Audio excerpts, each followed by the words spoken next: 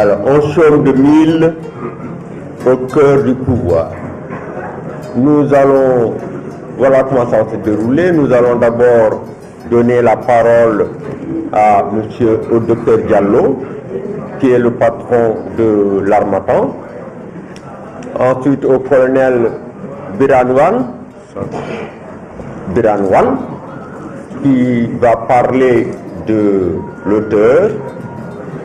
Moi-même, qui vais m'efforcer de parler un peu du livre. Il y aura le mot d'auteur, puis la conclusion tirée par le président de séance. Ensuite, il y a un cocktail, et entre les deux, il y a le livre. Je dis toujours aux gens que quand vous venez dans une cérémonie de dédicace, ce n'est pas pour demander où est mon livre, c'est pour acheter les livres. Les livres sont faits pour être achetés, pour être vendus. Voilà, sans plus tarder, docteur, je vous donne la parole pour le mot de bienvenue. D'abord, le général Lamine Cissé, ancien ministre de l'Intérieur, mais aussi et surtout mon maître, le ministre Abdoulaye Bathily. Aujourd'hui, c'est avec une très très grande émotion que je prends la parole. C'était vraiment une routine d'habitude pour moi que de prendre la parole dans cette salle pour souhaiter à tous et à toutes qui sont venus participer aux différentes cérémonies de dédicace. Mais aujourd'hui, le fait d'avoir en face de moi mon maître, je veux dire, diminue un peu, si vous voulez, cette ardeur qui est toujours la mienne à avoir ces envolées. Vous savez pourquoi? Parce que si j'ai le courage de prendre la parole, de m'exprimer librement, c'est parce que je l'ai copié d'un homme le ministre Abdoulaye Bathily qui est là, qui était mon enseignant en première année au département d'histoire.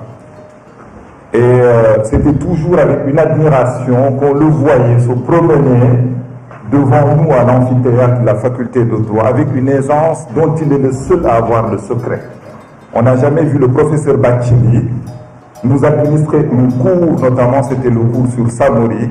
Il n'avait jamais la documentation sous les yeux. Il avait tout et il faisait toujours ses 100 pas. Et je le revois encore, Monsieur le ministre, merci de nous avoir formés, d'avoir fait de nous ce que nous sommes aujourd'hui devenus. Je tenais quand même à ce que... Merci, Monsieur le ministre. Mon émotion est aussi grande parce que aujourd'hui nous lançons un livre, le livre de Tonton Ahmed Tidiane Wade, qui plus qu'un auteur pour nous à l'Harmattan est un père.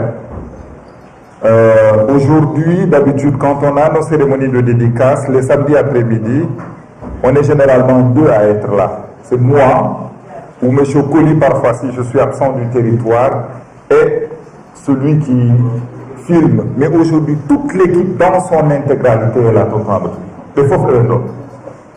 Pourquoi? Parce que les 2 années que nous avons pris pour fabriquer le livre, à chaque fois que Tonton Amadou est arrivé, je veux dire, il a su distiller cette bonhomie qui l'habite. Sous Yeti Modotan, je veux dire, tout le monde est en train de vivre. Et à chaque fois qu'il entre et que des gens le trouvent dans la librairie où nous avions nos séances de travail, avant que ces personnes ne se retirent de la librairie, il y avait une sympathie qui s'était nouée avec eux. Tonton Ahmed Tidiane Wade, avec son franc-parler qu'on lui connaît, a toujours un mot gentil, a toujours quelque chose à distribuer et à donner à quelqu'un. Tonton Amadou, vous avez participé à souder cette équipe, en tout cas, et vous avez participé également à donner envie à nos clients de venir régulièrement dans cette librairie. Merci, Tonton Amadou. Et quelqu'un qui le connaît parlera mieux de lui que moi tout de suite. C'est son inséparable frère et jumeau, le colonel Biranwan. Merci, cher tonton. Et puis, à chaque fois, quelque chose aussi m'a toujours fasciné. À chaque fois que tonton Amadou est venu pour qu'on travaille avec lui sur le livre, il y avait toujours le colonel Biranwan à côté. Si le colonel Biranwan n'était pas là, à chaque fois qu'on disait quelque chose, il disait « Attendez, ne me bousculez pas. Il prenait son téléphone, il l'appelait. Il disait, Birad, voilà ce que les gosses ont dit. Et tonton Birad, de là où il était, donnait son avis. Et je prie qu'Allah subhanahu wa ta'ala vous donne encore une longue et belle vie. Masha'Allah, c'est vrai.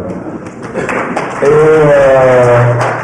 je vais juste terminer mon propos en faisant ce que je sais le mieux faire, monsieur le ministre Hamidou Dia, c'est de demander aux gens d'écrire. Et là, je parle aujourd'hui sous le contrôle de mon maître, le professeur Abdoulaye Bathily.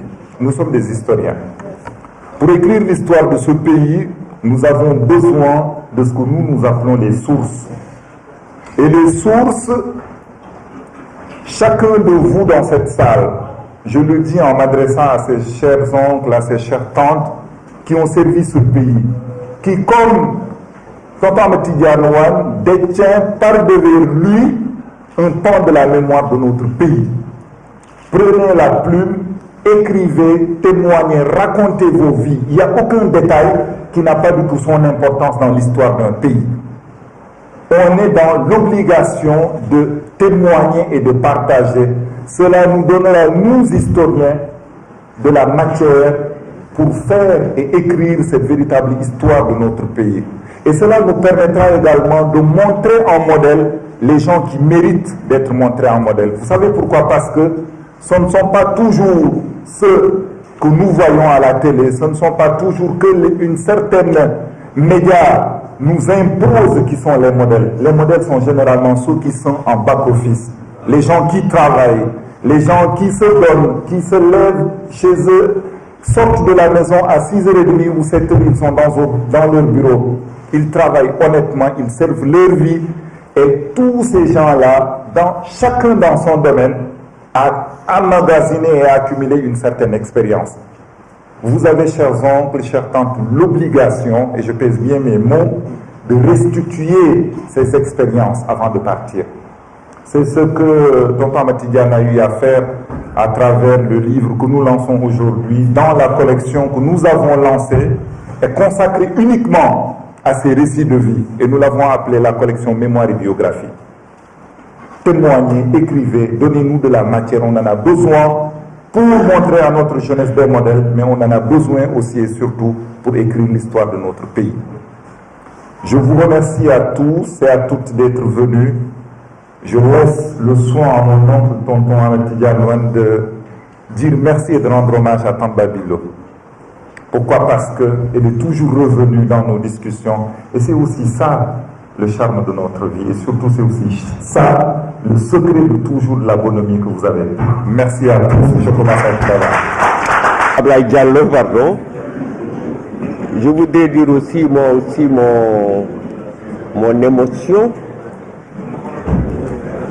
d'être choisi pour présider cette séance et mon plaisir de me retrouver dans cette salle où je connais beaucoup de monde. Vous avez dit beaucoup de bien du professeur Abdoulaye Bathily, que je salue très respectueusement, que j'allais écouter en 1968 à l'université de Dakar, où il faisait partie du comité exécutif de l'UDS, le général Dia, l'oncle Madiène Diouf, beaucoup de personnalités donc, que je connais. Jamais je n'ai assisté à une séance où je connais autant de monde et autant d'amis. Amati Diagne Wane, les jeunes que j'ai perdu de vue depuis Grenoble, que je salue encore bien bas.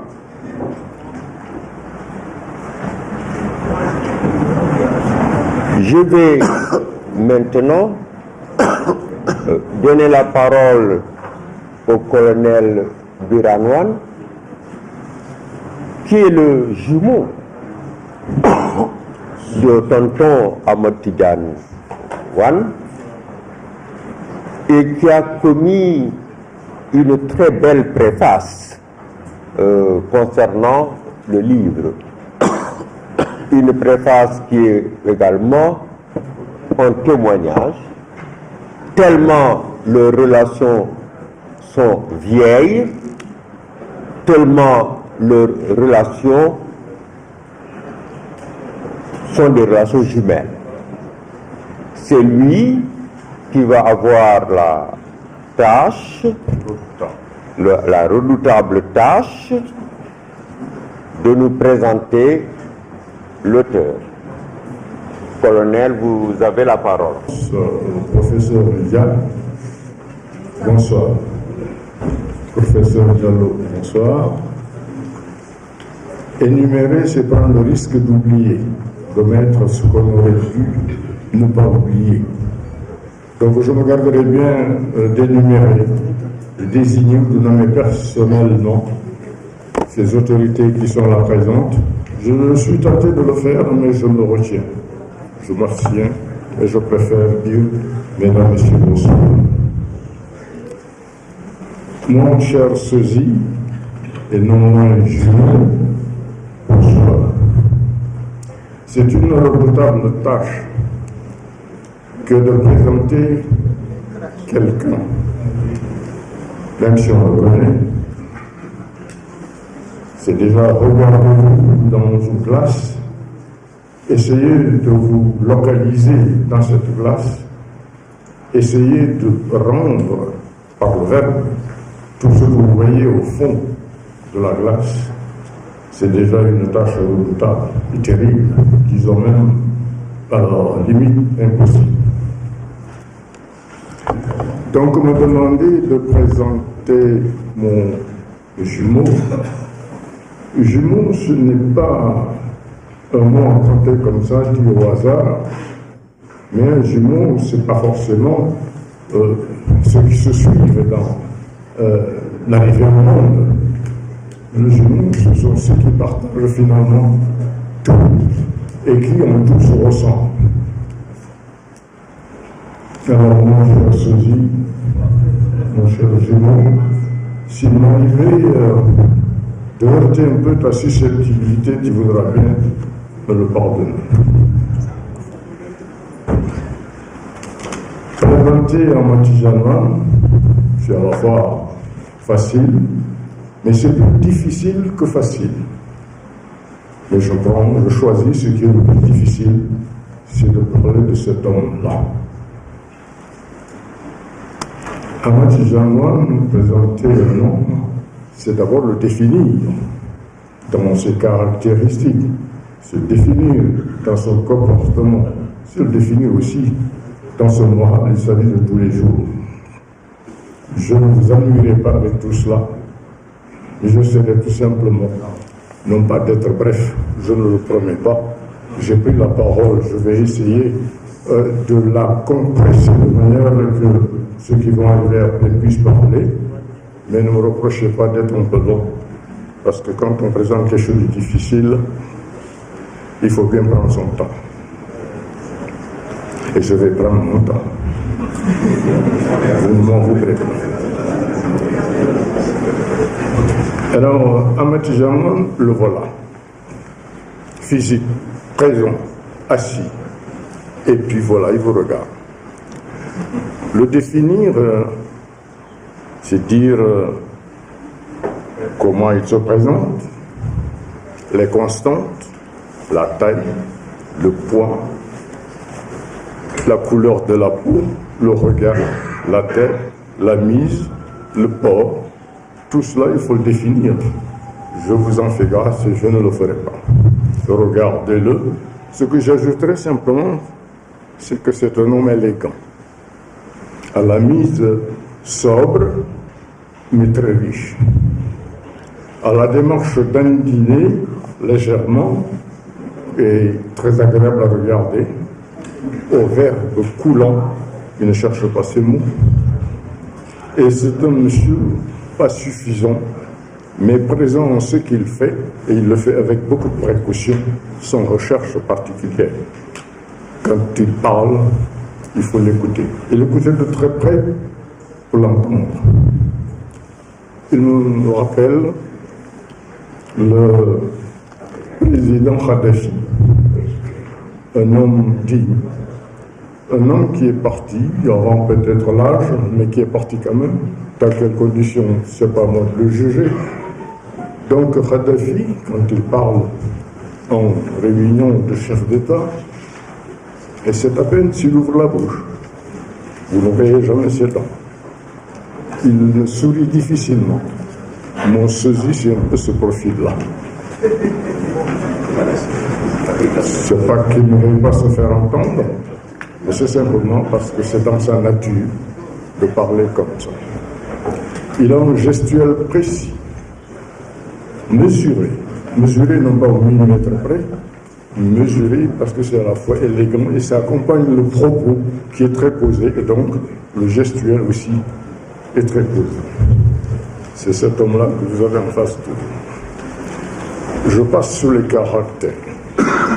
Ce qu'on me demande, c'est de parler de mon sosie dans son développement. Eh bien, je vais emboîter le pas à mon sosie sur ces deux trajectoires. La trajectoire intellectuelle, c'est-à-dire la recherche du savoir, la quête de la technique et donc, disons, du bien-être, lorsque on a atteint le bout du rouleau, et la trajectoire de l'homme actif, à la fois administratif et politique. Parce qu'on ne peut pas parler de Ahmadiyya comme ça, sans le placer sur un piédestal, pas forcément très haut, mais il faut quand même qu'il soit accessible, sans le mettre soit sur le plan administratif, sur le plan politique et sur le plan purement traditionnel en famille.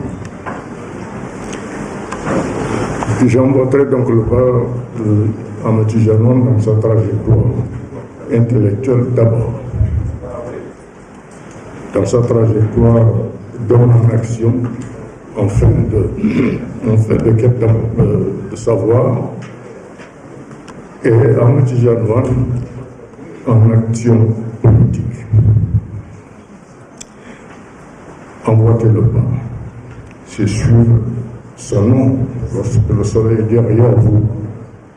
Emboîter le pas de Tidjane, c'est partir de son lieu de naissance à son lieu où il a pris sa retraite après avoir terminé son devoir vis-à-vis de sa nation. Tidjane Wan est né à Kanel. En quelle année le livre nous dit? À 4 ans, j'en avais 5 ou 6. Moi, je suis né à Tiaoun, je suis un peu Adior chez les bords, mais je n'ai pas un caractère Adior. Je ne suis pas forcément louvoyant.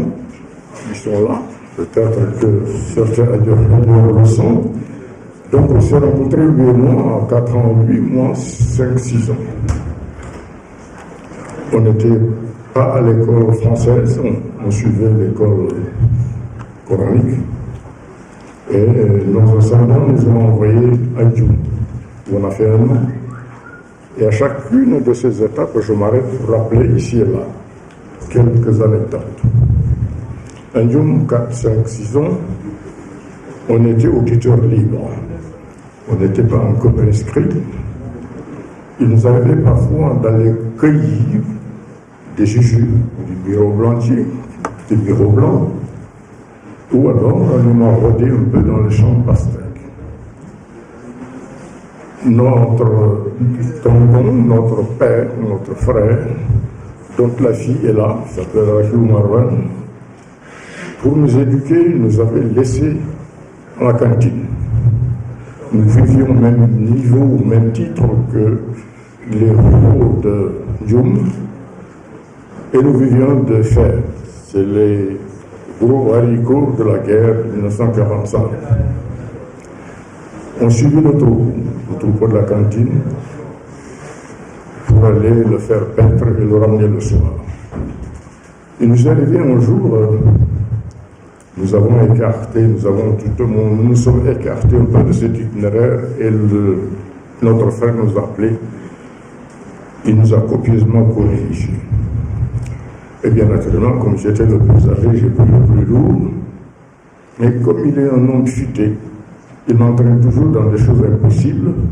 Et au moment où il faut exprimer la responsabilité, naturellement, c'est le plus visible qui prenait tout. C'était moi. Ça, c'est à Dieu.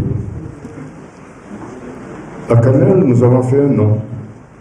Pour laquelle nous avons fait du C1, du CP1, CP2, jusqu'au CM2. Eh bien, à laquelle nous avons vécu avec le camarade d'âge, à l'époque, le professeur Bachili, vous me le pardonnez de le dire ici. À l'époque, le professeur Bachili n'était peut-être pas apte pour nous garder nos vêtements parce qu'on était au terrain de football. Aujourd'hui, le professeur Bachili est très visible et c'est un monument historique de notre pays. Vivez longtemps et soyez le professeur. Eh bien, tout est parti d'une livre. Ce livre-là, le titre qu'on lui donne de Colin à Diouf ou de Diouf à Colin, c'est ce nom, ce que l'on veut mettre dans le contenu du titre.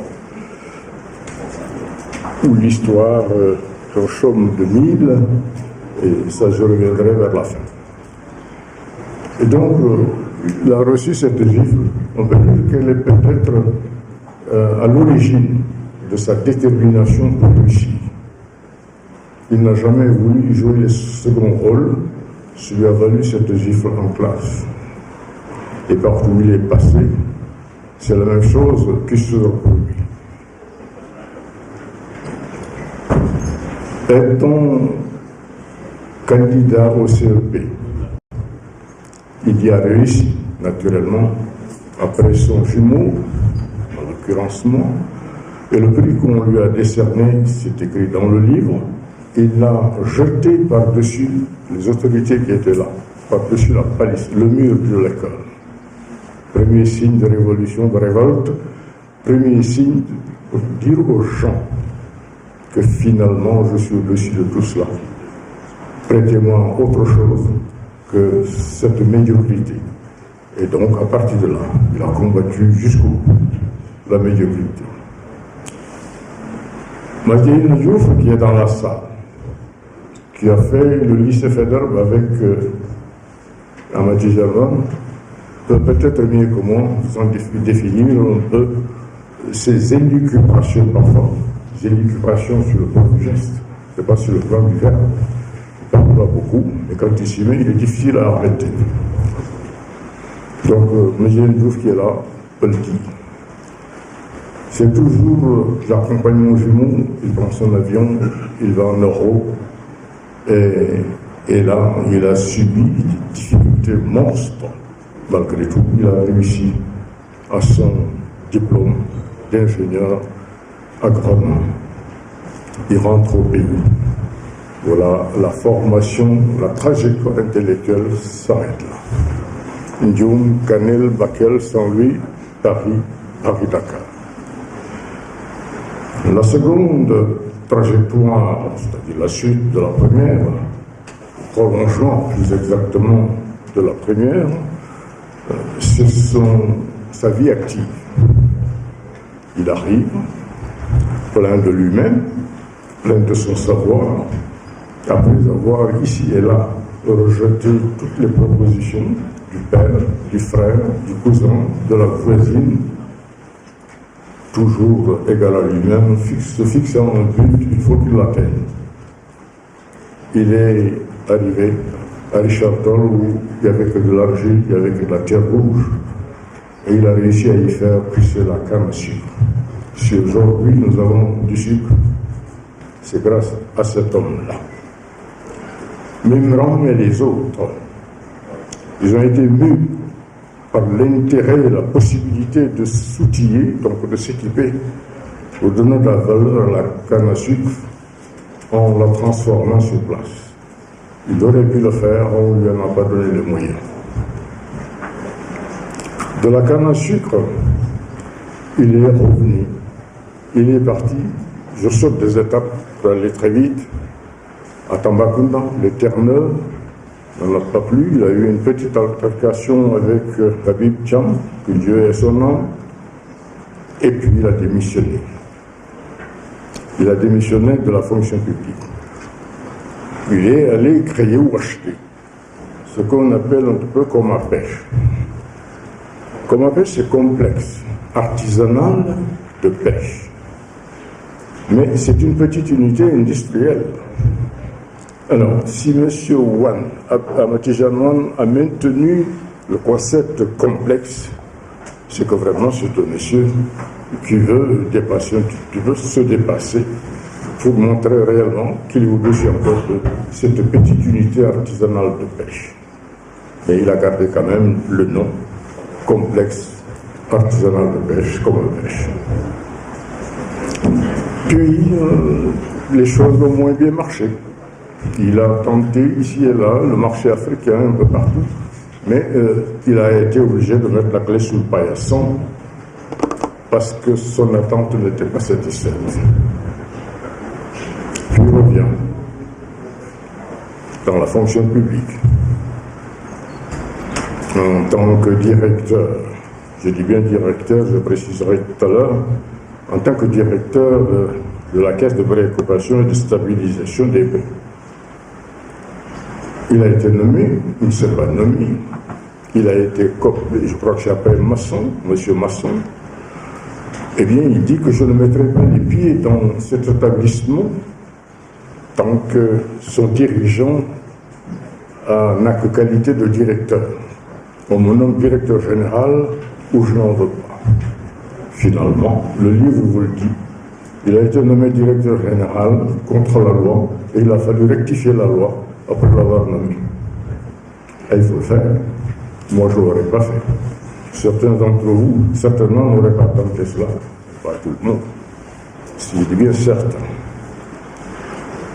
Et puis dans la caisse, je saute encore beaucoup de choses. Il est nommé à la SODEGRI, Société de développement, etc.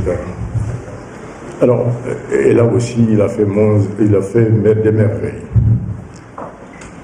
Et ensuite, il est devenu conseiller du Premier ministre, conseiller du président de la République, toujours le même, Abdou Diouf. J'en parlerai tout à l'heure, ça c'est en fin de mon intervention. En tant que conseiller, il a approché le sommet de l'État. Il a contribué à redresser certaines choses. Et si dans son intervention, ou dans son écrit, ou dans son livre, il dit que Abdou Diouf a eu le courage de démanteler l'encade, moi je rectifie. Je dirais simplement que Abdou Diouf a eu le courage d'écouter le conseil de son conseiller pour que l'encade n'existe plus. C'est lui qui est à l'origine de cela. C'est encore Ahmed-Tijane Wane. Toujours au-dessus du lot, et toujours qui a voulu être au-dessus du lot. Mais là, ça m'amène à vous rappeler, ou à me rappeler à moi-même pour le livrer. Au lycée Henri IV, où il préparait, ça me fait un retour en arrière, où il préparait ses grandes écoles, il a été nommé chef de classe, qu'il appelle le Z. Alors, chef de classe, il s'est dit lui-même, il l'a dit, finalement, je crois, je le répète, je crois qu'Abou Bakri avait raison. Abou Bakri, c'est celui-là qui l'avait giflé. Notre frère, notre cousin, notre formateur, notre éducateur, il nous a beaucoup donné. Et puis il dit, finalement, Abou Bakri avait raison de me gifler. Donc il légalise tout de suite la gifle qu'il avait reçue et on reconnaît qu'il y a été pour quelque chose. J'en étais donc, et je reviens à la partie politique de son évolution ou de sa progression. Là, je n'insisterai pas. Je retiendrai juste un élément ou deux. Le premier élément que je retiens, c'est le président Wade, Abdoulaye Wade, dans sa visite économique à l'intérieur du pays, avait prévu de s'arrêter à Canel. Il a sauté l'étape. Est-ce exprès, est-ce oubli? Si c'est un oubli, le protocole est à condamner. Il a fait 30 km pour aller le chercher, là où il se trouvait. Et le président Wade est revenu sur ses pas, jusqu'à Canel, pour lui tenir son élocution. La seconde étape, c'est aux dernières élections, quand le président Wade a fait le Fouta. Bon, il a eu quelques mots malheureux. Eh bien, il s'est mis debout et dit que le Fouta ne votera pas pour le président Wade. Il faut avoir le courage de le faire. Il l'a fait, en le Tijanois. Il est devenu maire de Canel, puis coordonnateur de l'Association des maires du Sénégal, etc.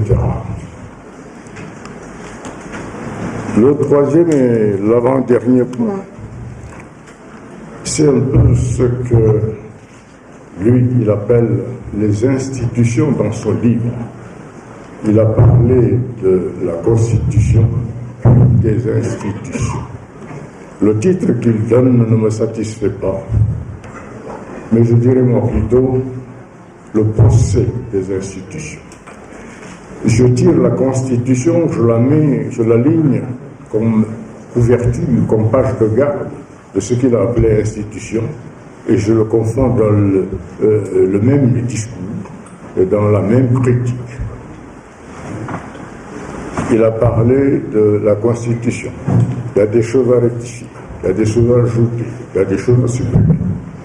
Il a parlé des institutions, le président, l'Assemblée, le judiciaire, le gouvernement, le Conseil économique et social.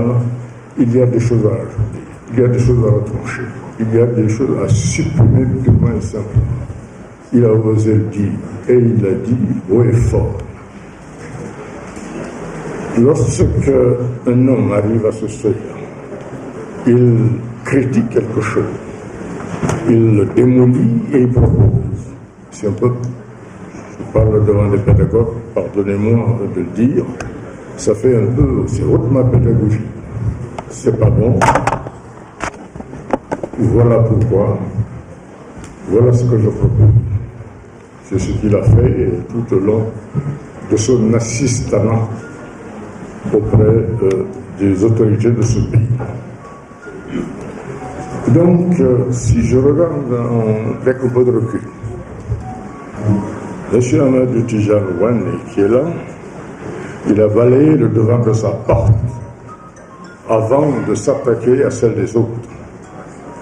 Je le revois dans un amphithéâtre, un super maître de conférence, face à lui des auditeurs qui ne sont rien d'autre que le monde, les chefs d'État tenants du pouvoir de ce monde. À chacun, il a trouvé un mot, c'est pas bien. À chacun, il a trouvé un autre, il faut rectifier. À chacun, il faut trouver autre chose, c'est à supprimer.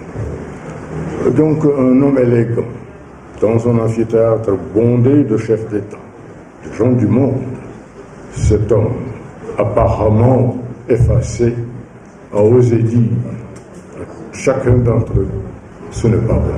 Ce qui n'est pas bon, ce qu'il a dit dans l'Assemblée nationale, ce qu'il a dit à la présidence, ce qu'il a dit au Conseil économique et social, au judiciaire et au gouvernement. Et c'est ça qui maîtrise le monde, c'est ça qui commande le monde. Donc, Amadou Tijane Wane n'a pas hésité à regarder le monde en face et dans les yeux et leur dire ça non, ça oui. Proposer cela plutôt que cela. Eh bien, il faut oser le faire, il a osé le faire. Pour terminer, je crois que moi-même, je commence à me lasser. Je prendrai ce qu'il a appelé son épilogue. Et je vais un peu épiloguer dans son épilogue. Dans l'épilogue, il a parlé de 3 personnages qui tiennent le monde. C'est Prométhée, c'est Épiméthée et c'est Pandore. Il a voulu que Prométhée soit l'autre Biran, le titan, le présent, le costaud et le constructeur de montagne. Il a voulu que Prométhée, moi, c'est lui qui parle, c'est pas moi. Il a voulu que Épiméthée soit cet homme indolent, presque absent. Pardonnez-moi, mesdames, presque efféminé. Alors, il s'est voulu cela. Alors, Pandore, c'est l'objet qu'utilise ou qu'a utilisé Zeus, le dieu des dieux, pour être Prométhée, qui lui a volé le feu. Le feu ici ne signifie pas la matière. Le feu, c'est plutôt le savoir. Parce que le Dieu était tout, faisait tout, pouvait tout, et ne devait rien aux autres. C'était pour eux des dieux artisans, il me faisait faire ce qu'il voulait. Prométhée, c'est le frère d'Épiméthée. Épiméthée, on l'a piégé parce que son frère lui avait dit n'accepte rien de Zeus, parce que tout ce qu'il le fait, c'est de chercher à se venger. Et c'était vrai. Mais malheureusement, le petit frère n'a pas écouté le grand frère. Et Zeus, voulant se venger de Prométhée, a créé, ou a fait créer cette femme agréable. Alors regardez, cette femme, allez-y, mettez vos qualificatifs. Je ne peux pas le faire, parce que simplement, pour toutes ces raisons, je m'abstiens de le faire. En tout cas, une femme captivante, qu'on ne pouvait pas regarder une seule fois. Vous la regardez, vous êtes obligé de vous retourner plusieurs fois pour la regarder. Mais alors, en elle, Zeus a mis le vice du monde. Tous les maux du monde étaient là. Alors, qui était Prométhée et qui est encore Épiméthée? Épiméthée, c'était le mari de Pandore. Finalement, c'est Prométhée qui a évincé son frère, qui a épousé Pandore. Ici, Pandore, c'est rien d'autre, je passe par le nom, c'est lui qui le dit. Il a peut-être raison, il a ses raisons. Eh bien, c'est Abdu Diouf, finalement, la dame Pandore. Parce que tout ce qu'il a fait, il y a du bien, énormément de bien, c'est encore lui qui parle. Mais il n'y a pas que du bien, finalement. Alors, il a épousé Abdu Diouf, c'est moi qui étais Pandore, lui, Éphiménée, lui, il était le petit frère de Pandore. Finalement, le petit frère a été écrasé, et c'est Prométhée qui épouse Pandore. Finalement, c'est Tidiane, dans ce livre, c'est lui le vrai Prométhée. Et le Pandore, c'est Abdu Diouf. Mais ce mariage a réussi, il le dit. Ce mariage a produit des fruits, il le dit. Ce mariage, si c'était à refaire, je le referai. Puisqu'il a dit, c'est un serment, j'ai suivi Abdu Diouf plus que je n'ai suivi Dieu. Est-ce une façon de parler? C'est sûr. Parce que c'est un musulman convaincu et pratiquant à la fois. Donc voilà, c'est cet homme-là qui est devenu, qui a osé parler de beaucoup de choses, même de la religion au Sénégal, la communauté internationale, et tout ce qui sont, il a passé en revue, et dans chacun, il a enlevé ou présenté ou signalé le vice qui empêche le monde de tourner.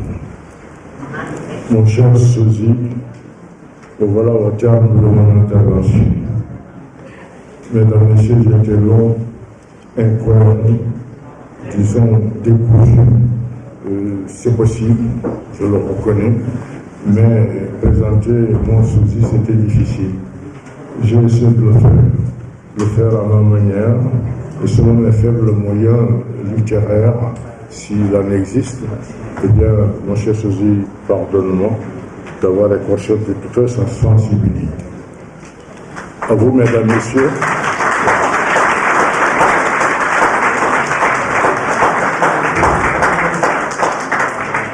Je n'ai rien à ajouter parce que vos applaudissements me mettent le complexe. Je ne vois pas très bien pour quelle raison on me sert cela. Je vous remercie de m'avoir écouté.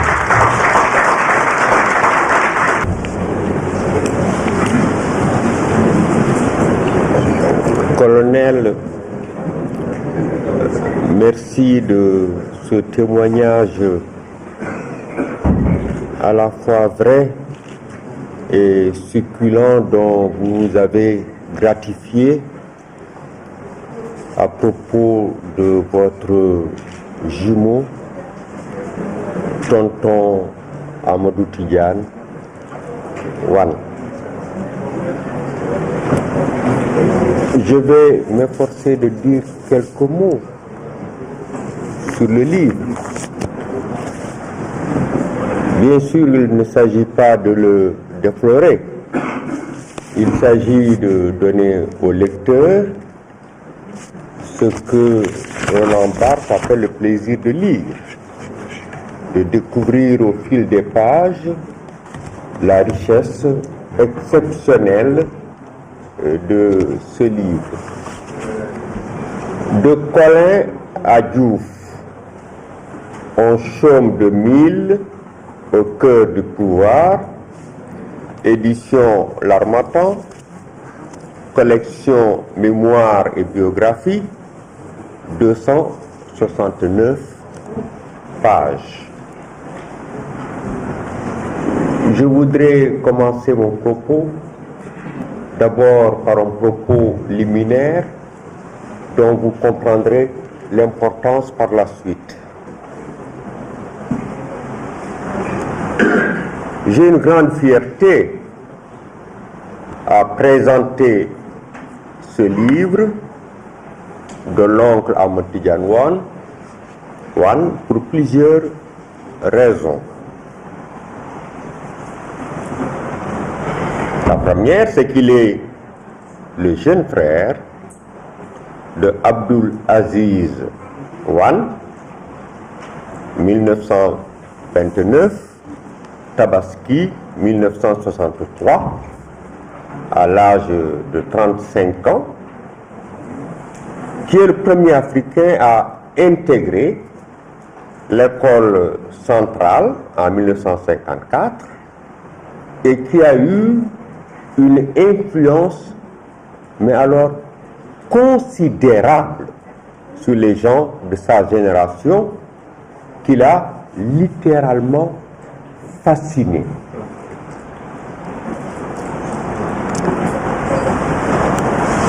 Monsieur Boubacar Ba, premier Africain du Niger, a intégré l'école normale supérieure de la rue d'Ulm, dit que Abdul Aziz Wane fut un de ses maîtres à penser. Dans un livre d'ailleurs publié par les éditions de l'Harmattan en 2015.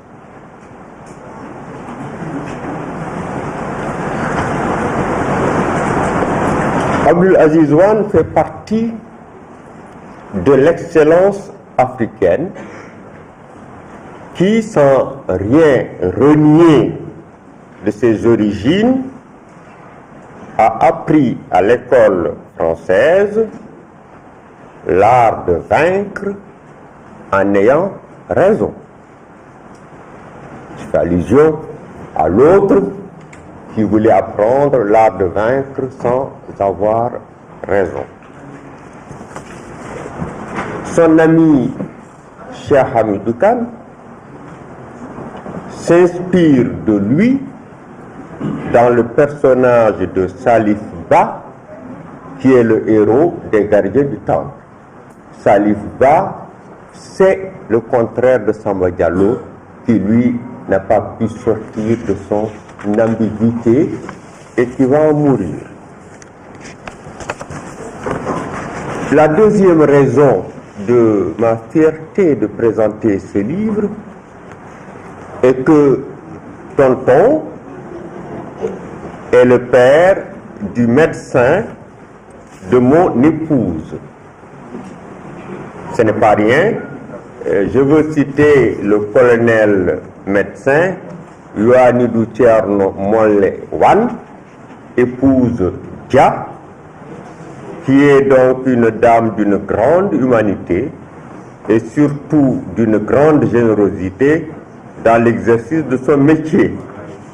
Je voudrais la remercier ici publiquement.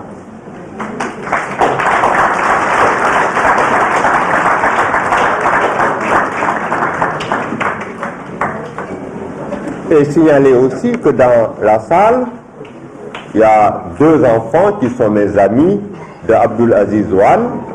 Il s'agit encore de Yuanidou Wan et de Aïda Wan qui sont mes amis depuis toujours.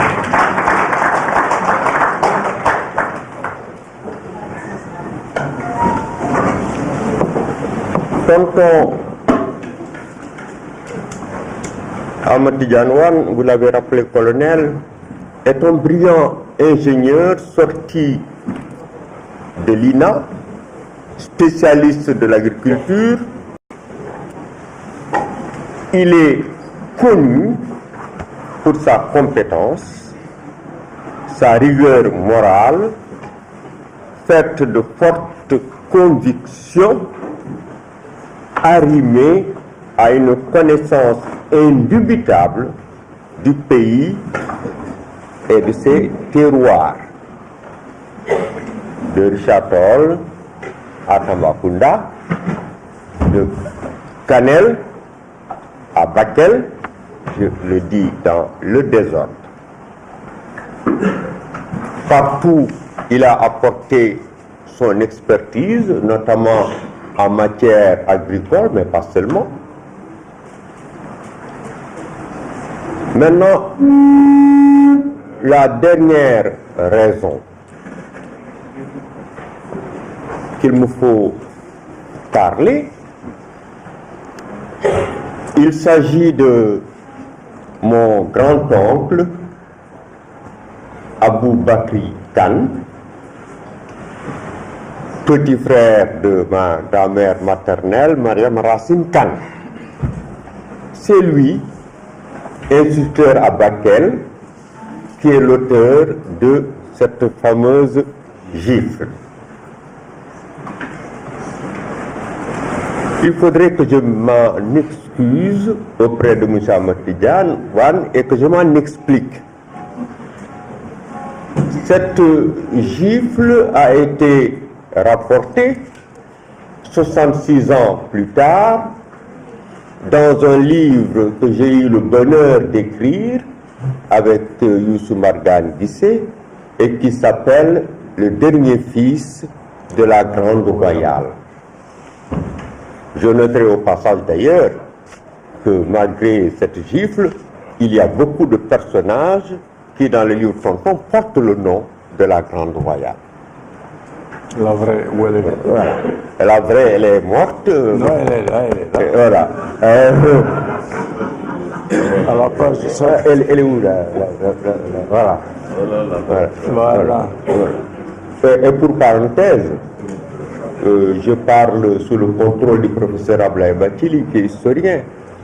On présente toujours les femmes africaines comme des femmes secondaires, des femmes battues, etc. Et c'est en général les Touaregs qui le font, en oubliant que nous avons eu de fortes personnalités féminines chez nous et qui méritent notre respect. Alors, je reviens donc à ce livre qui s'appelle « Le dernier fils de la Grande Royale » que nous avons écrit pour raconter un peu la vie de mon grand-père Abou Bakri Khan. Quand il a été affecté à Bakel, je crois que le directeur d'école s'appelait Morital, oui, un directeur très respecté. Il a voulu tout de suite enchaîner sur son futur mariage à Saldé. Et nous, tout acteurs que nous sommes, nous lui avons dit non, il faut nous raconter des anecdotes, il faut nous raconter des choses intéressantes. C'est comme ça que c'est bien. Alors il dit bon, j'ai eu des élèves Et il en a cité 4 qui sont remarquables. Abdul Khadr Sissoko, le colonel Birane Wade, le doyen Matidiane Wan et Moussa Touré. Il doit être Ousmane Diaye, il doit être dans la salle. Voilà, il doit être dans la salle. Alors, il nous dit, et nous le transcrivons dans le livre, que de tous les élèves que j'ai eus, Amadou Tidiane Wane est certainement le plus brillant, le plus intelligent, mais qui avait une propension au commandement, le plus turbulent.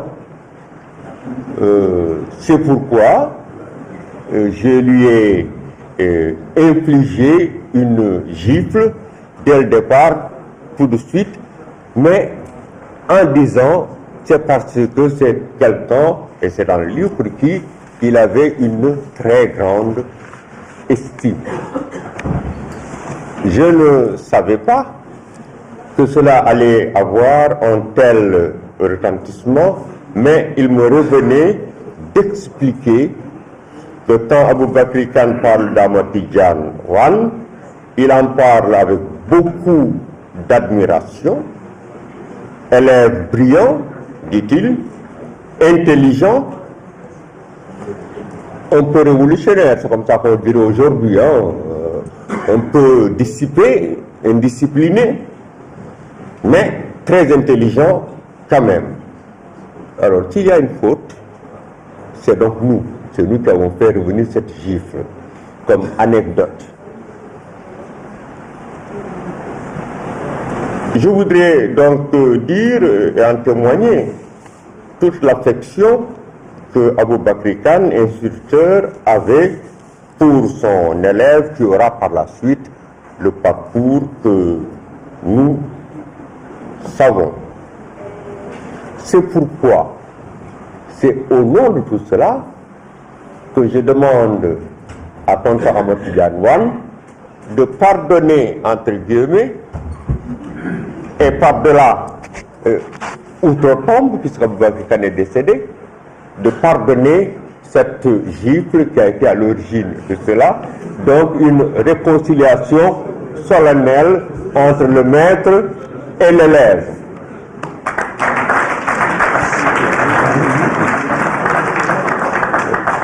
Et puis, comme le dit Victor Hugo, la mort éteint toutes les querelles. Voilà. Donc, désormais, entre Abou Bakri Kane, qui ne le nomme même pas parfois, tellement le souvenir est là, qu'il appelle le député de Podor, etc., etc., désormais, il n'y a pas de confusion, et je l'avoue, de l'affection des enfants d'Abou Bakri Kane et de ses petits-neveux. Donc moi.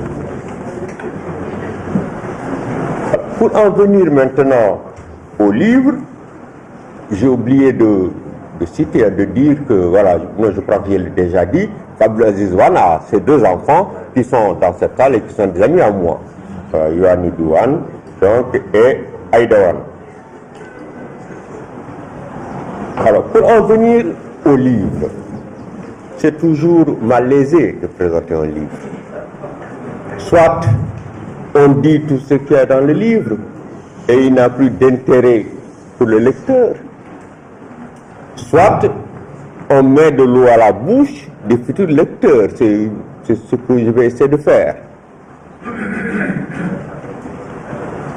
Alors, pour en venir au livre, il me plaît à l'entame de mon propos de citer René Descartes. Je suis professeur de philosophie de formation. Je suis avec beaucoup d'intérêt tout à l'heure Épithémée et Prométhée. René Descartes disait « Donnez-moi un point d'appui et je déplacerai la terre ».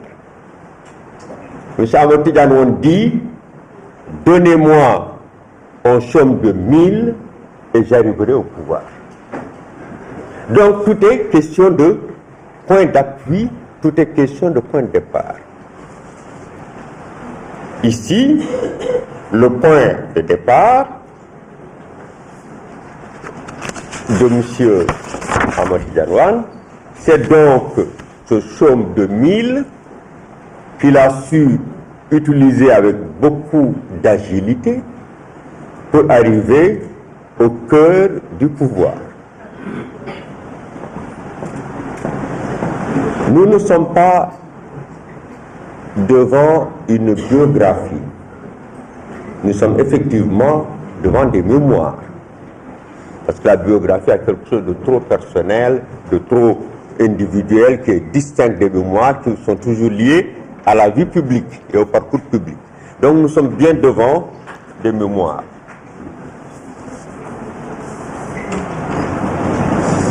Cette mémoire ou ces mémoires sont traversées par une métaphore filée, une métaphore primordiale, elliptique, faisant du livre un palimpseste, c'est-à-dire que derrière l'écriture apparente, il y a une écriture en creux qui donne son sel au texte. L'ingénieur agronome sorti de l'INA, spécialiste de l'agro-industrie, Tonton Amadou Dianouane est un cadre de haute volée et de grand lignage qui, de Kanel à Bakel, de Richard Toll à Tambacounda, a apporté son expertise, participant ainsi de manière décisive à l'émancipation, pas encore complète, de notre jeune nation.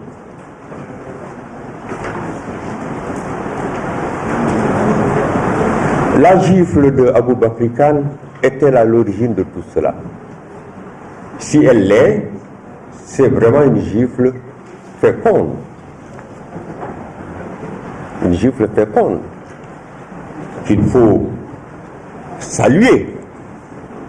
Puisque cette gifle, c'est pourquoi j'ai dit c'est des mémoires elliptiques, parce qu'il y a cette présence oblique, elliptique de cette gifle et de la réaction qu'elle a produite chez l'élève qui l'a reçu.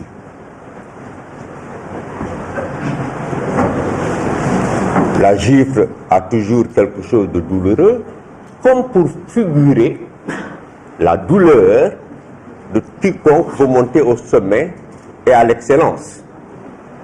Comme pour figurer que les études que vous avez faites contre moi, et qui sont des études brillantes, ce n'est pas un dîner de gala.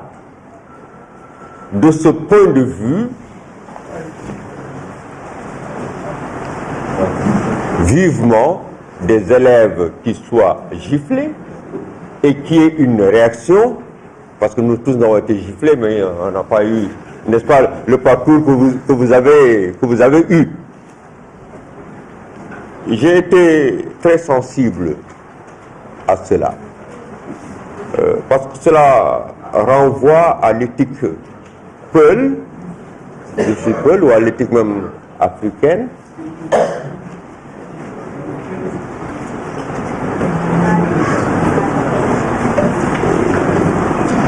Je voulais parler Poulard, mais ce n'est pas la peine. Hein? Ça renvoie donc à l'idée que l'on doit toujours, enfin, que notre destin est entre nos mains et dépend de nous et de personne d'autre.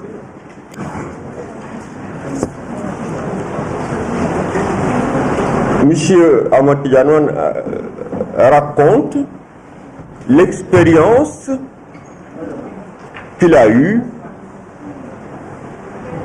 comme directeur de la caisse de péréquation, comme conseiller technique de Abdou Diouf, PDG de la Sonagri, maire de Kanel, et tout cela est raconté par le menu. Je voudrais dire entre parenthèses, et ça c'est vraiment sans flagornerie, hein. C'est un ingénieur, mais j'étais quand même frappé par la limpidité de l'écriture, et même parfois par la rareté des mots. On ne raconte pas ça toujours chez les ingénieurs. Et cela est tout à fait remarquable, tonton, dans votre maîtrise de l'écriture, dans votre maîtrise du vocabulaire. Vous n'avez pas fait peut-être le latin et le grec, parce que... Ah si, oui. Vous avez fait le latin. C'est le professeur Amadou Alidien, j'ai oublié de le signaler, qui regrettait que Abdul Aziz, son grand frère, ait été obligé d'abandonner le grec pour faire des études scientifiques. Amadou Alidien, nous sommes dans la salle Amadou Alidien. Alors, vous êtes latiniste, votre frère a été helléniste, et ensuite il est devenu un scientifique. Alors, vous avez donc été conseiller technique de Monsieur le Président de la République au moment où Monsieur Jean Collin était tout puissant secrétaire général de la présidence de la République. Il est devenu par la suite ministre et tout cela. Tout le monde ici, enfin les moins jeunes, connaissent la puissance que Jean Collin a eu au sein du pouvoir. Je regrette seulement que tonton n'ait pas parlé dans quelles conditions il est parti. Il en a parlé de manière très rapide. Comment Diouf s'est, entre parenthèses, débarrassé de Collin. Et comme conseiller technique, il a été un conseiller technique assez rétif, c'est-à-dire qui ose contredire le patron, qui ose proposer le patron, qui ose mettre sa démission dans la balance. Comme vous l'avez dit, il a joué un rôle important dans le démantèlement de l'ONCAD. Il a joué un rôle important dans le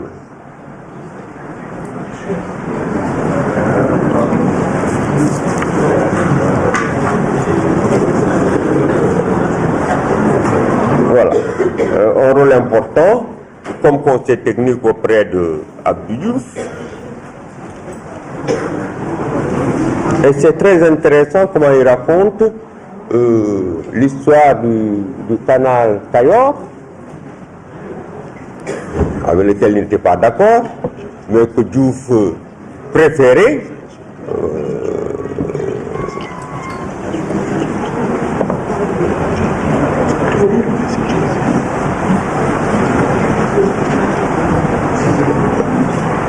Donc, je m'en vais faire vite.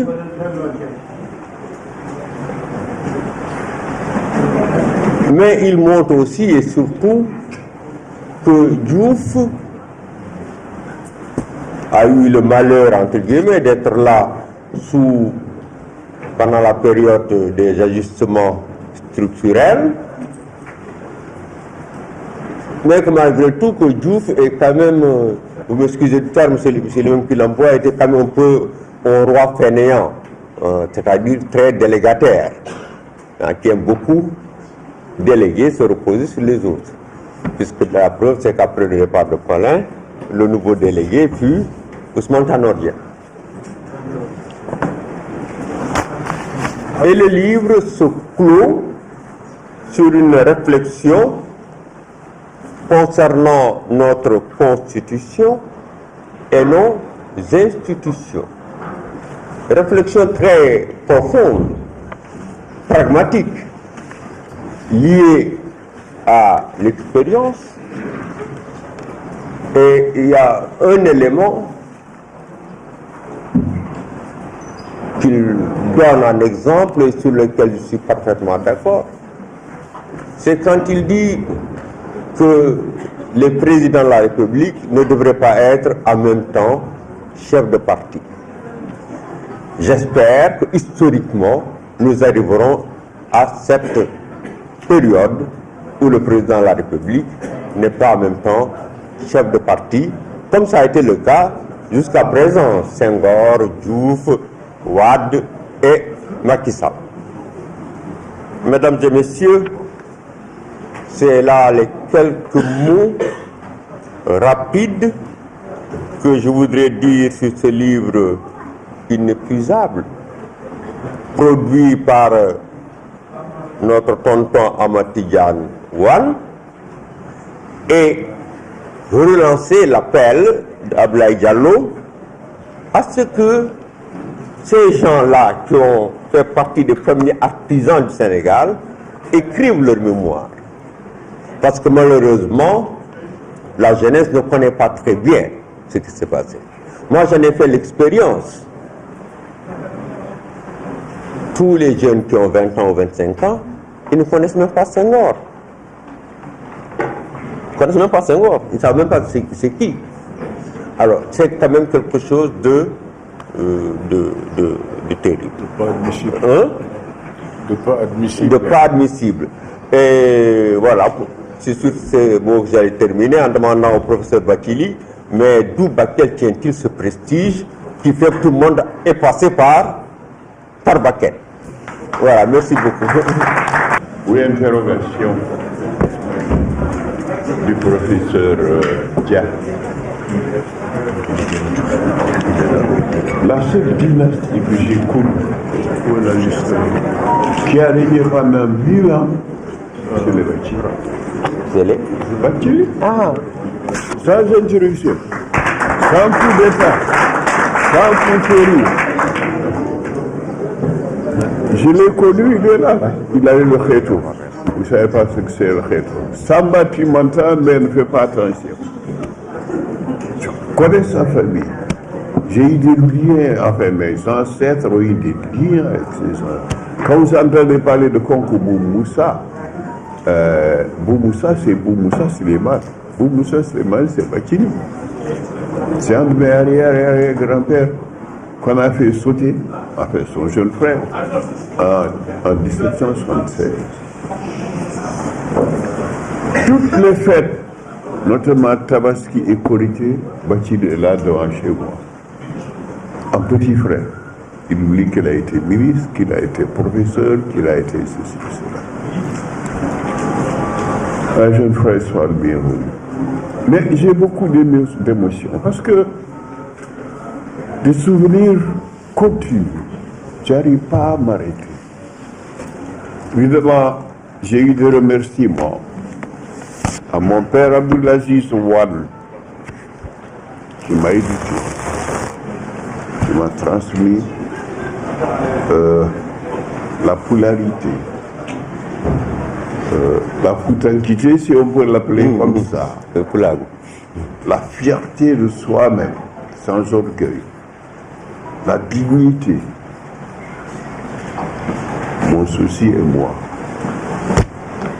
évidemment ma mère, mes enfants, mes chers enfants, ils savent aussi tout ça.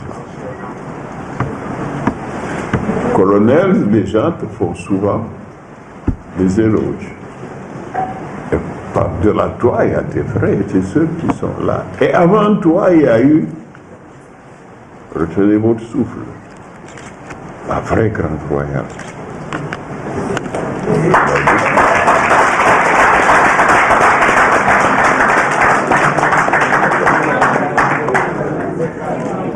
Sur le plan professionnel, l'homme que j'admire le plus,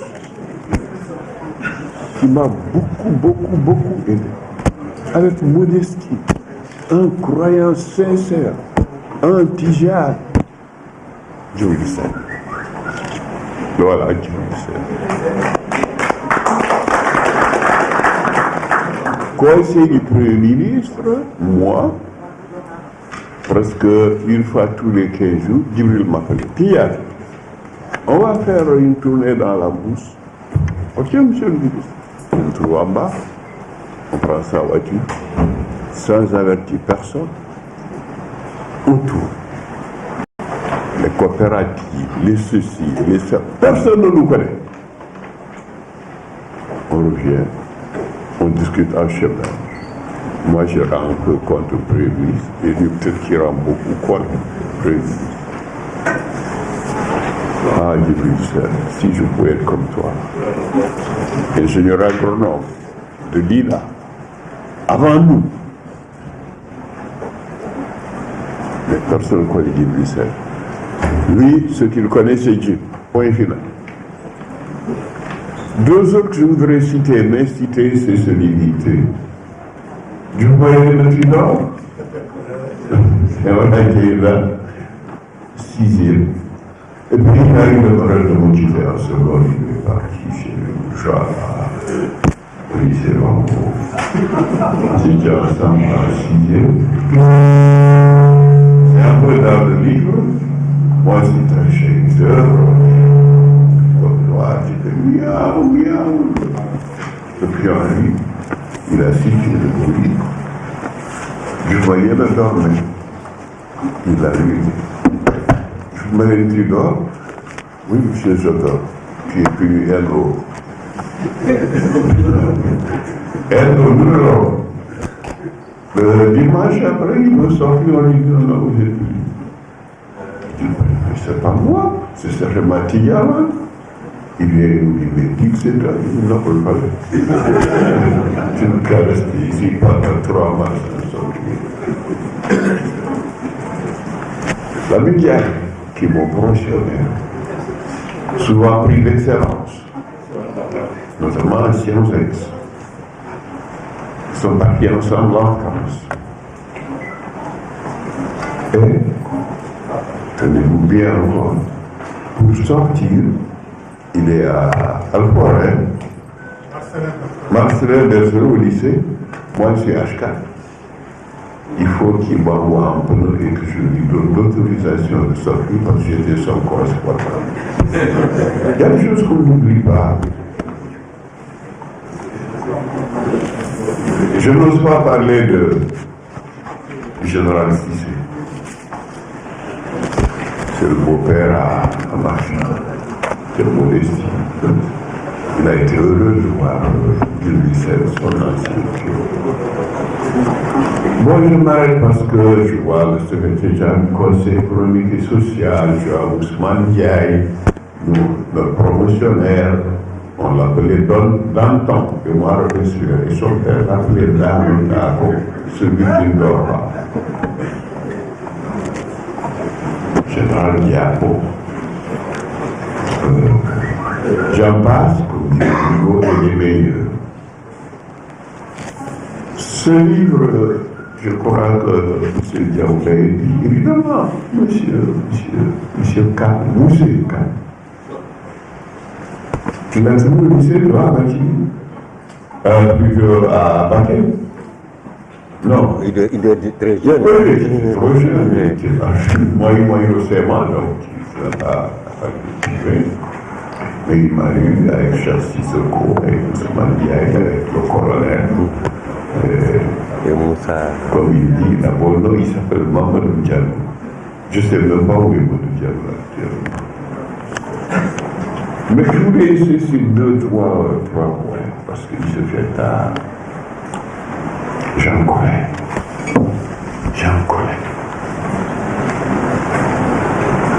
Je m'élève contre ce que les Sénégalais pensent de Jean Collin.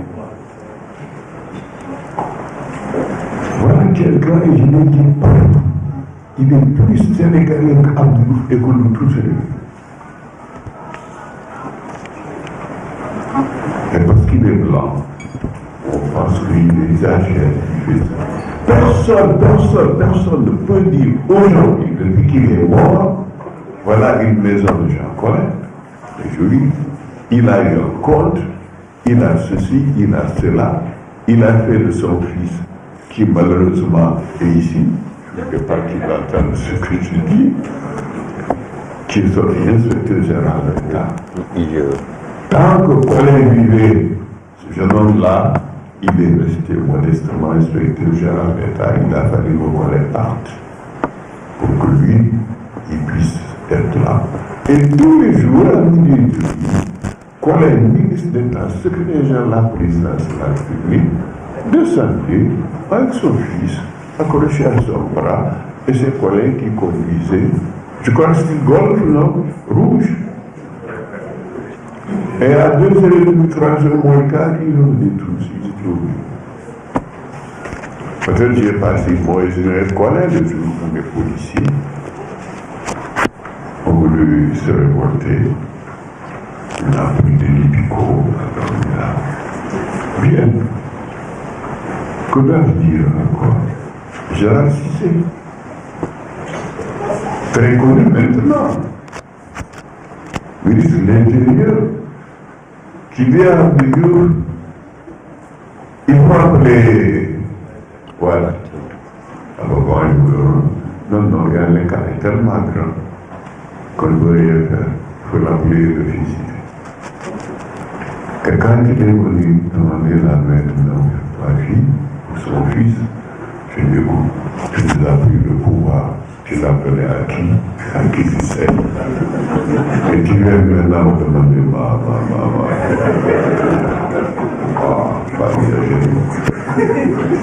Mais il est resté le jeune frère, le petit frère, à chaque fois qu'il nous voit, il manifeste beaucoup de sympathie, beaucoup de joie.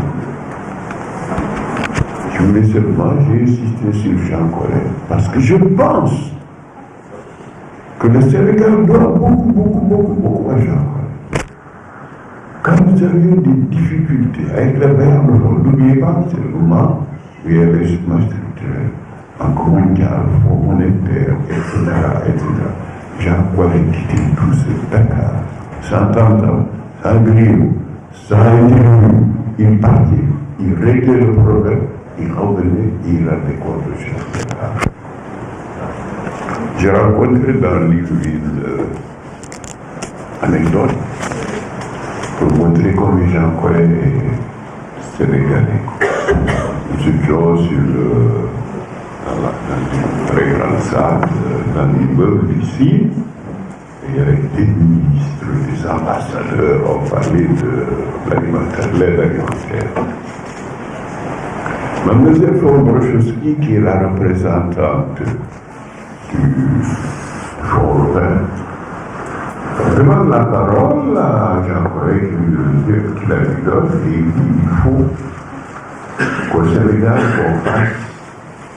qu'on mette en place et qu'on retienne une journée timide. Je demande tout ça après là. On ne peut pas le faire, monsieur le ministre d'État. Le Nil, c'est la civilisation négro-africaine. Le Nil, c'est la civilisation asiatique. Le blé, c'est la civilisation européenne. Pourquoi voulez-vous que nous rédigions le Nil en une journée nationale? Elle a voulu protester, il a coupé la parole. Mademoiselle, de quoi vous voulez-vous? Ça, c'est nos civilisations. Je parle de beaucoup d'autres choses de gens qui ont dû m'interpeller. Mané, tu étais là quand il me disait Wan, quand le prophète, tu n'étais pas encore là. Quand le président dit quelque chose, il faut dire oui parce que c'est le président. Je me suis et tous ces conseils, hein. Moi c'est votre conseil. Je vous dis ce que je pense d'un problème. Mais c'est à vous de prendre une décision et toute décision que vous prenez, je l'appliquerai loyalement. Tu es trop mal. Voilà. Et décider hein? Voilà. Etc. Pourquoi le Sénégalais ne conçoit pas Jean Collin? Je ne comprends pas un monde comme ça. Mais personne aujourd'hui ne connaît le fils de Jean Collin. C'est quand même pas Karim Wade. Moi, je connais.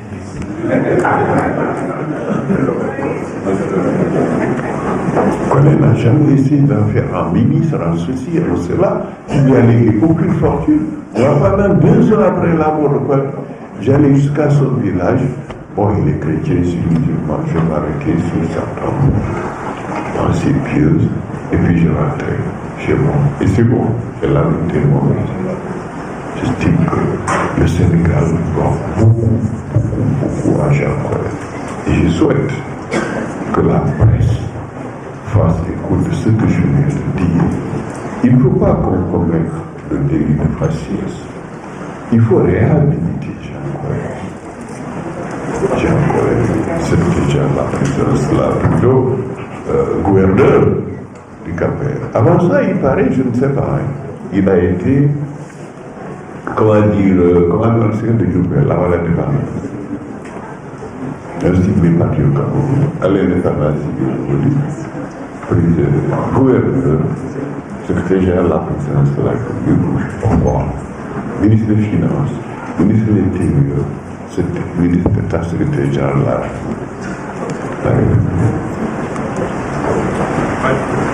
Bien, je m'arrête là parce que tous ceux qui ont connu Jean Collin, enfin, qui ont collaboré avec lui, parce que Jean Collin, si ni sérieux, ni compétent, ni loyal, mais ce n'est pas quelque chose de Jean Collin. Oui. Il faut l'avoir, c'est fini.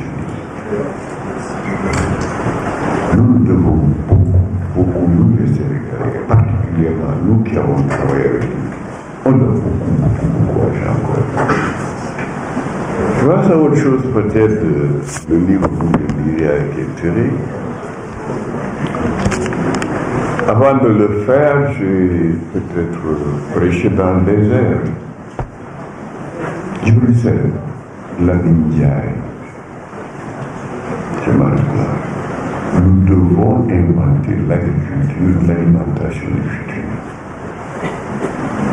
Nous ne pouvons pas continuer avec la vieille Europe, les Européens à parler de riz, de blé. Nous devons inventer une autre agriculture. Parce que qu'est-ce qu'on va manger quand on sera à la lune, quand on sera à Mars? Nous allons continuer à suivre des choses. Nous sommes retraités, c'est vrai. Macky n'a plus besoin de nous, il a tort. Il ne peut pas avoir actuellement mieux que ça. Je cite les deux parce qu'ils sont là. Je ne veux pas parler de Bator, ceci, bon, Abdou,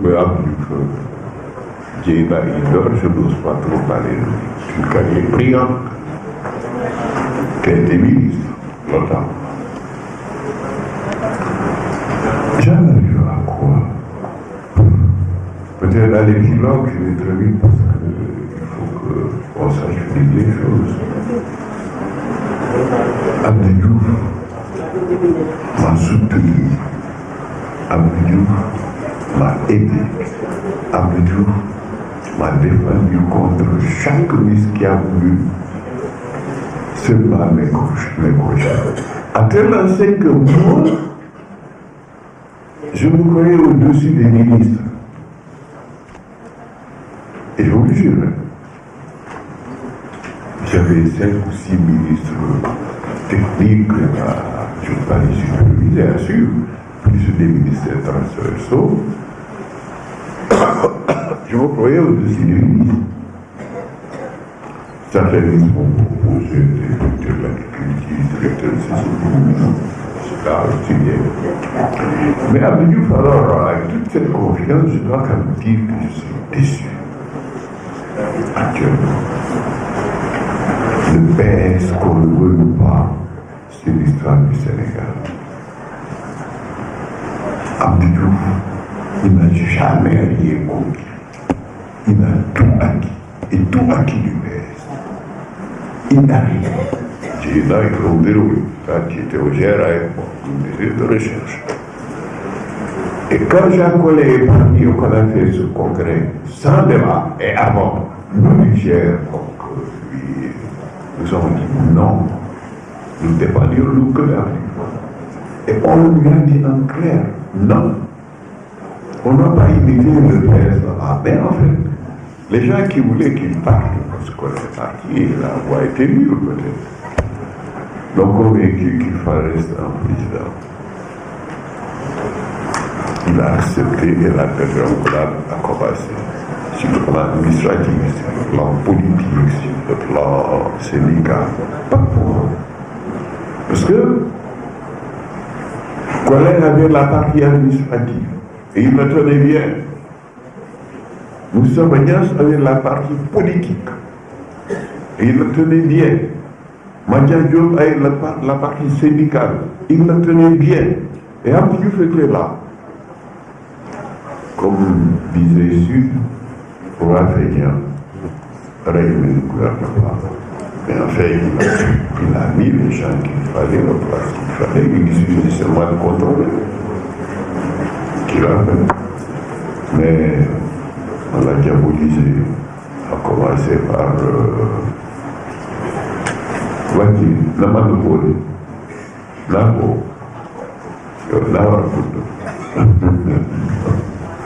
nous sommes solitaires. Bon, alors, le pouvoir s'effrite, politique, administratif, syndical, et son tort, il a fait tort au Sénégal, selon Djakabo, Koumouniou l'autre. Résultat, 150 partis politiques. 2 ans. 2 ans, syndicat. Aux dernières élections du syndicat les plus représentatifs, le dernier syndicat, il a eu 2 voix. C'est un syndicat, ça. Actuellement, 47 candidats pour les députés. Alors qu'aucun de nous presque ne maîtrise la loi, comment ça s'appelle, la loi des finances. J'ai plusieurs fois à demander à des députés quelle loi de finances, qu'est-ce qu'elle dit, oui. Je cite le cas d'un président de l'Assemblée nationale qui écrit au Conseil de la République pour demander que le Conseil étudie pourquoi les degrés d'application des lois sur la décentralisation ne sont pas appliqués. Moi, je suis le président de la commission de synthèse et Maître C était président de la commission des lois et le président du conseil nous convoque de regarder ça, le président. L'Assemblée nationale est chargée de voter des lois et de voir si elles ont été exécutées par le gouvernement. Comment quelqu'un à l'Assemblée pour me demander de... Non, moi je ne peux pas faire ça. Abdou Diouf, je reviens à lui. Il regarde le parti socialiste en téléguisance. Il refuse de dire un mot. Et à Tanor, et à Khalifa Sall. Il s'enferme dans un mutisme coupable et il laisse ce parti que j'ai quitté. D'où on m'a chassé. On t'a chassé toi aussi. On nous a chassé de ce parti parce que nous on n'était pas d'accord sur la façon dont la réforme a été faite. On n'avait pas été d'accord sur le congrès sans débat. Et ce congrès sans débat, nous étions 18 du GR. Le congrès nous a tous reconduits. Une semaine après, il y avait un autre GR, sans congrès, 40 personnes, je ne sais pas quoi. Lui, il me dit, oui, mais Tidiane, qu'est-ce qu'on fait? J'ai dit, alors, on ne réfléchissait pas pour le parti. Maintenant, il veut lui, on laisse tomber. Résultat, Djiboka est chassé, Moustapha Niasse est chassé, Dieu est chassé, d'autres et d'autres sont partis. Heureusement, Djibril Sène n'a jamais voulu faire la politique ainsi que professeur chaque année. Lui, il courait après son chapelet. Et après, il va rester là. Moi, je suis reparti en 98, je dis parler. Et je lui ai dit que pendant qu'on est droit au mur, et que, mais oui, le prince il nous est droit au mur. Et ce régime, nous l'avons créé ensemble, nous a mis devant. C'est notre régime à nous tous. Moi, en tout cas, je n'ai pas le droit de pouvoir faire ça et laisser. C'est comme ça, j'ai quitté en 98, en 2000, on nous a fait. Et je le dis encore dans mon livre, nous avions 18 millions de dollars. Je le dis aujourd'hui haut et fort. Nous avions 120 L200. Nous avions le parti le plus structuré. Nous avions le parti qui était implanté dans le plus petit hameau. Les services de renseignement. Nous avions tout, sauf malheureusement le ministre de l'Intérieur. Voilà, le ministre de l'Intérieur. Lui, il était là, c'est bon, général. Il était là, il suivait la loi, il suivait ce qu'il fallait, il le faisait. Et nous étions mécontents de lui, mais on n'osait pas le dire.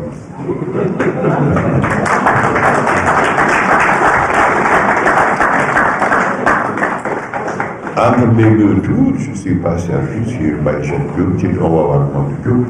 On lui dit qu'il ne faut pas que Tanor soit reconduit comme, comment ça s'appelle, directeur de campagne. Avant qu'on le voit, il est parti à l'île de Fad et il a reconnu Tanor. Et qu'est-ce qu'il veut? Il veut voter Djiboka. La suite, vous la connaissez. Tonton, il faut conclure maintenant pour que les gens puissent... Maintenant, je vais m'arrêter là parce qu'il faut que vous disiez...